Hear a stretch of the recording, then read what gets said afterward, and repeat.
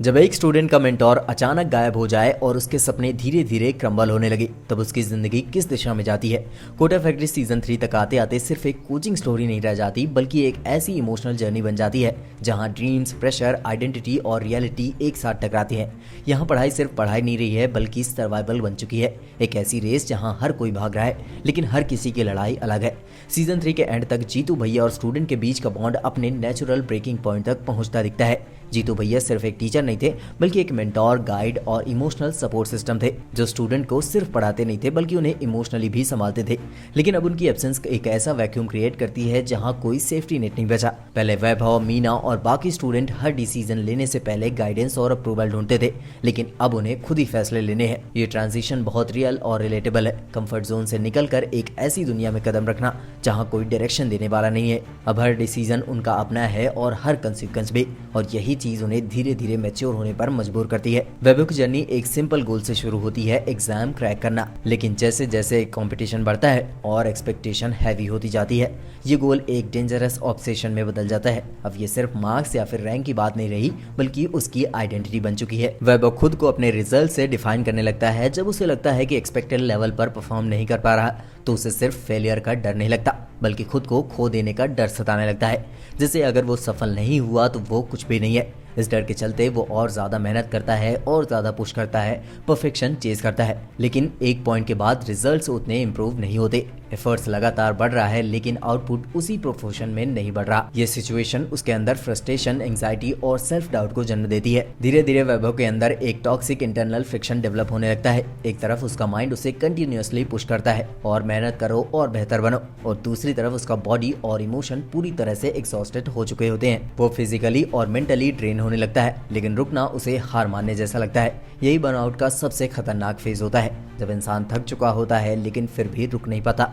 अब उसकी सबसे बड़ी लड़ाई कोई फिजिक्स का पेपर या फिर कॉम्पिटिटिव एग्जाम नहीं, बल्कि उसका खुद का मेंटल एक्सॉशन बन जाता है।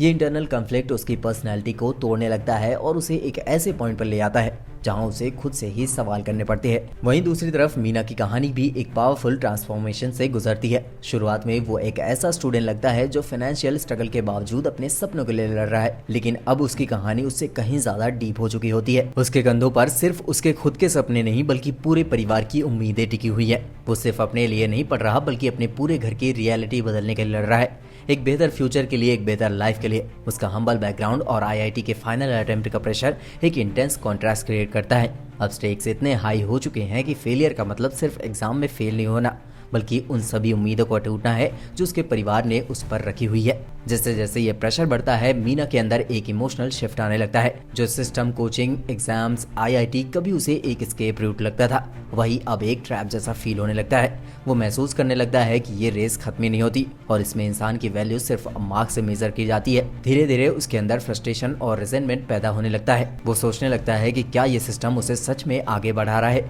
या सिर्फ उसे एक एंडलेस साइकिल में फंसा रहा है जहां हर बार गोल पोस्ट बदल जाता है।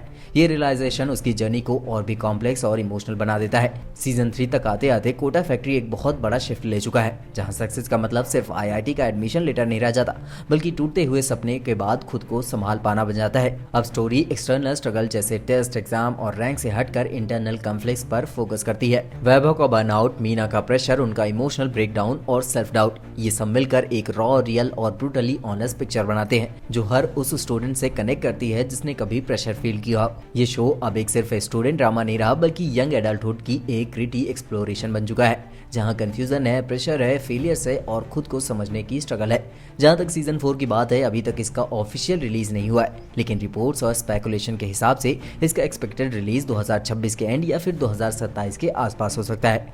हालांकि कोई ऑफिशियल कंफर्मेशन नहीं है, लेकिन एक बात साफ है, अगर सीजन 4 आता है तो कहानी और भी ज्यादा डीप, डार्क और इमोशनली इंटेंस होने वाली है, क्योंकि अब ये सिर्फ आईआईटी की रेस नहीं, बल्कि लाइफ की रियलिटी बन चुकी है, जहां हर डिसीजन, हर फेलियर और हर इमोशन का वेट महसूस होता है।